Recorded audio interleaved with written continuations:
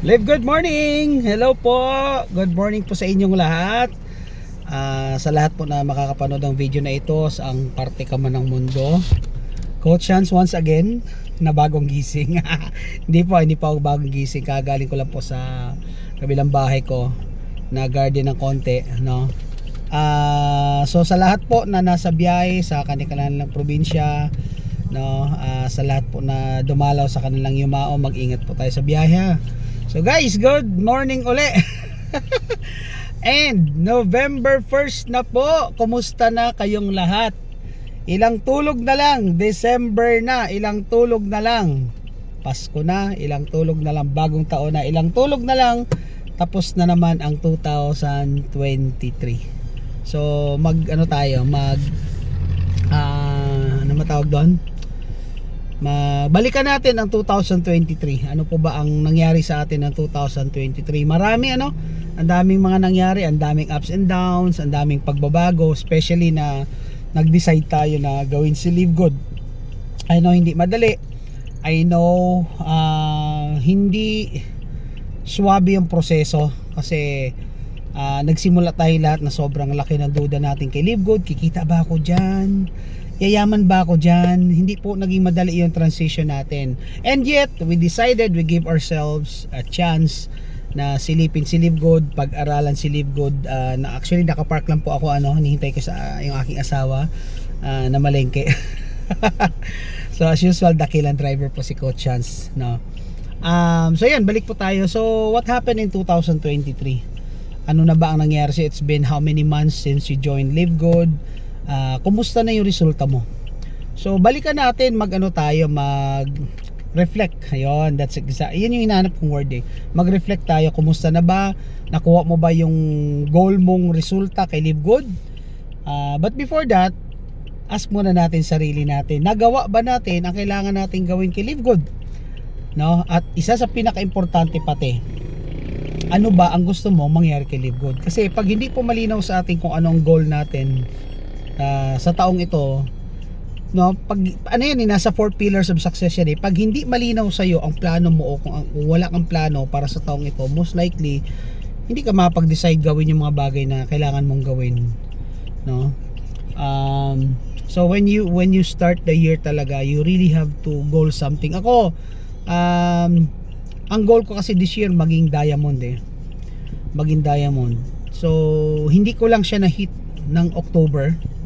No, kasi ganun talaga. Meron tayong tinatawag na when it comes to goal setting, meron tayong tinatawag na aggressive plan, and we have the conservative plan. Sa aggressive plan ko, dapat maging diamond ako this October. So hindi ko siya na-hit, pero meron naman akong conservative at alam ko ma-hit ko siya before the year ends. So ikaw, anong plano mo? No? Kasi guys, importante yung plano natin sa araw-araw. Diyan po kasi nakadepende yung success natin sa future. So kung wala po tayong malinaw na plano kung ano ba talaga gusto natin, gusto ba natin na tamang happy subscribers lang tayo, gusto ba natin na tamang abangers lang tayo? I mean, it's a choice. Hindi naman po namin kayo pipilitin kung yan po talaga ang choice niyo. Pero yun na nga, uunahan ko na po kayo just to set expectation. When it comes to results talaga, pag tamang happy subscriber ka lang, medyo it may take some time, 2 years, 3 years. And by then, 2 years, 3 years, yung mga humahataw ngayong taon, iba na rin po ang resulta nila kumpara sa iyo na naghihintay ka. But at the end of the day, it's your choice. Sa mga, ang goal naman is to really rank up at least into platinum or into gold. Or kung kaya mo mag-diamond this year, then go for it. Hatawin mo ng hatawin. Guys, ako na nagsasabi sa inyo, ha.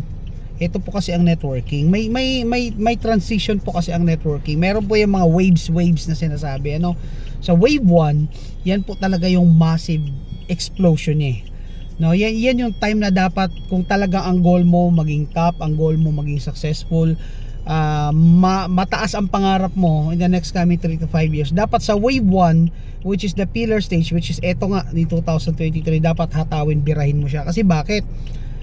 Pag dumating na yung wave 2, which will happen around next year or the years to come, medyo marami na tayo. And because marami na tayo, may konti na yung challenge kumpara sa wave 1 o sa year 1. Kasi bakit? This year, ilan na tayo nakakaalam ng Live Good?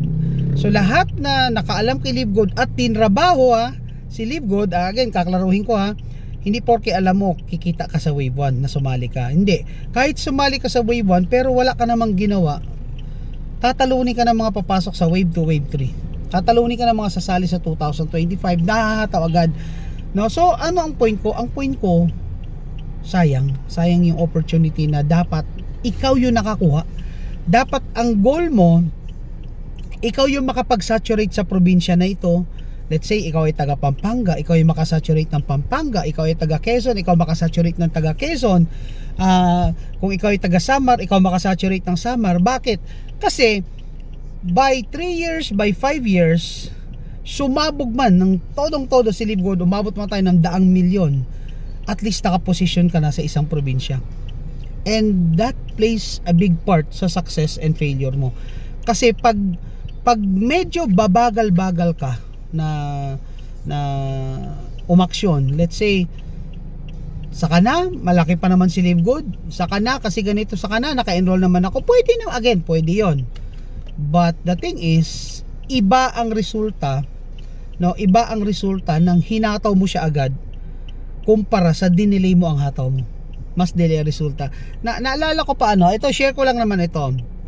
When I joined my previous company, nung pag-join ko kasi, during those times, ako po yung nagtatrabaho pa. So part-time ko lang siya ginawa. Meron po akong nakasabayan, actually nauna ako na 1 linggo sa kanya. Hinataw talaga niya, full time niya. Ako naman, sabi ko, since may fallback ako fallback, yung tipong okay lang kahit di ako kumita dyan, maganda naman trabaho ko, okay lang kahit di ako kumita dyan, maganda naman sweldo ko. So lagi akong ma-excuse para hindi gawin yung networking. Alam nyo what happened? 6 months lang ang lumipas, naging top earner na siya. 6 months ako wala pa rin. Nag-decide lang po ako gawin yung networking, yung dati kong kumpanya, after 6 months. Alam nyo, naging rin ako, naging super successful. I would say naging successful ako. Pero yung laki ng agwat, no? Yung laki ng agwat namin in terms of tao, yung laki ng agwat in terms of income, sobrang laki. So anong point ko? Yung 6 months difference, especially if it's 1 year difference, na dinidelay mo ang hataw, malaki po ang singil niyan 3 years from now. I'm telling you. So pagpalagay na lang natin after 5 years, yung naging grupo ko na nabuo that time was around 80,000 members.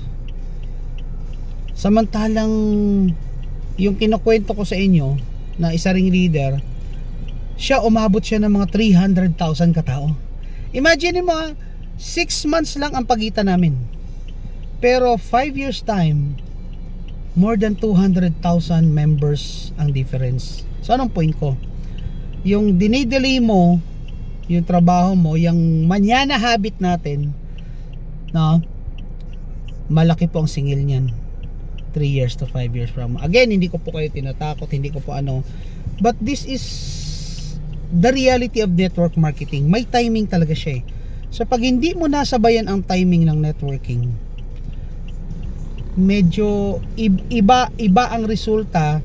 Kahit anong ganda pa ni Live Good, kahit anong ganda pa ng kumpanya, pero sumali ka 3 years na, 5 years na, or kahit sumali ka ngayon pero nag-take action ka 3 years after, malaki po yang kaibahan in terms of income, in terms of members.